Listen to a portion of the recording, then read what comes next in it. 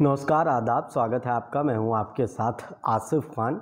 BJP एक slogan देती है कि सबका साथ, सबका विकास और सबका विश्वास।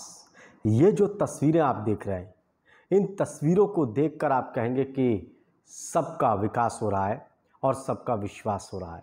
दरअसल ये मध्य प्रदेश की राजधानी भोपाल की तस्वीरें हैं, जहां पर पढ़े लिखे युवा सरकार से रोज़गार मांगने के लिए गए थे।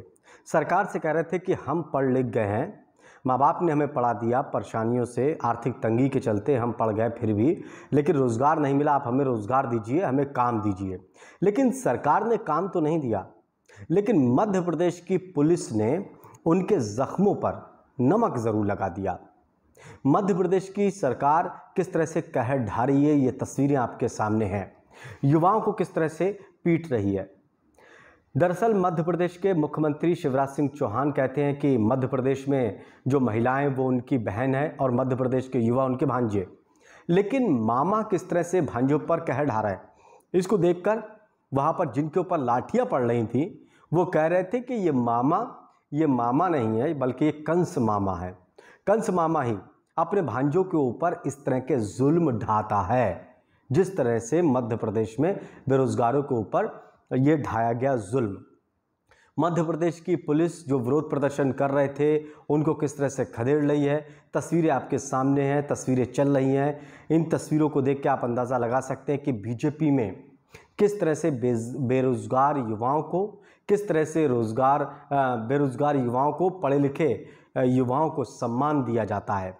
मध्य प्रदेश में दरअसल जब विधानसभा चुनाव हुआ था तो कांग्रेस की सरकार बनी थी, लेकिन बीजेपी ने इधर उधर करके, यानी कि विधायकों को तोड़कर अपने पाले में करके, इन विधायकों को तोड़ के वहाँ पर सरकार बना ली और फिर उसी चीज़ की खुन्नस मध्य प्रदेश की सरकार युवाओं के ऊपर लाठी भांज कर निकाल रही है कि आपने हमारी सरकार क्यों नहीं बनाई।